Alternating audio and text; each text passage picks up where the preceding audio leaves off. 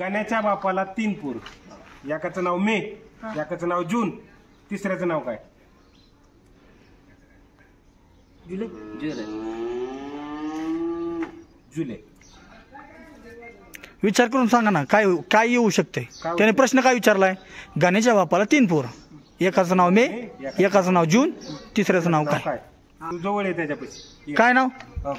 गण्याच्या बापाला 3 पोर, एकाचं नाव मे, एकाचं नाव जून, तिसऱ्याचं नाव काय? जुलै. कौन है ये लोग?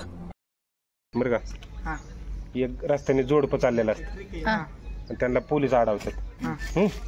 तर पोलीस काय विचारतात की ही माग बसलेली पोरगी तुझी कोण आहे? तर पुढचा काय सांगतो की ही जी आहे माझ्या आईला सासू म्हणते. मग त्या दोघांचं काय नातं? नवरा बायको. काय नातं? नवरा बायको. एक मंदिर आहे, समजा हे मी मंदिर आहे, हा, माझ्या ह्या साईडला एक घर आहे, ह्या साईडला एक घर आहे. ती मधनं जर मी घंटा वाजवली तर ती कोणत्या घराला ऐकाय जाईल? ह्या घराला का ह्या घराला? पण तुम्ही मंदिर आहे त्यामुळे घंटा कशी वाजवणार तुम्ही? अरे मंदिरात मी घंटा वाजवली मी. तीच की. आता समजा मंदिरात पुजाऱ्याने घंटा वाजवली, तर ती घंटा कुणाला ऐकाय जाईल? तुला ह्या घराला ऐकाय जाईल का ह्या घराला ऐकाय जाईल?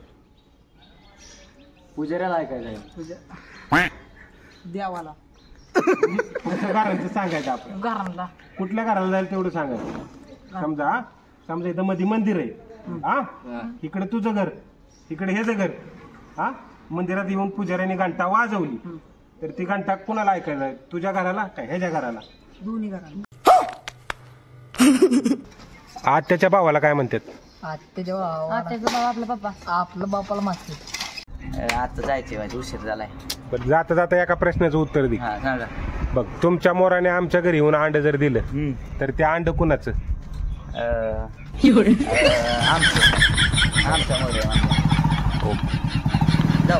तुमच्या मोराने आमच्या घरी येऊन जर अंड दिलं तर ते अंड कुणाचं? तुमचंच. कुणाचं? तुमचंच होणार. आमचंच होणार ना. हो. आमच्या घरी दिलंय म्हणलं. हो. बघा, तुमच्या मोराने आमच्या घरी येऊन अंड जर दिलं तर ते अंड कुणाचं? तुमचं. आमचंच ना. हो तुमचं. अशी तर बाऊलसाठी असा प्रश्न आहे की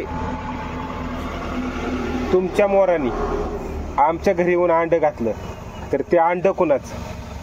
तुमचं का आमचं? तुमचंच होईल. बघा.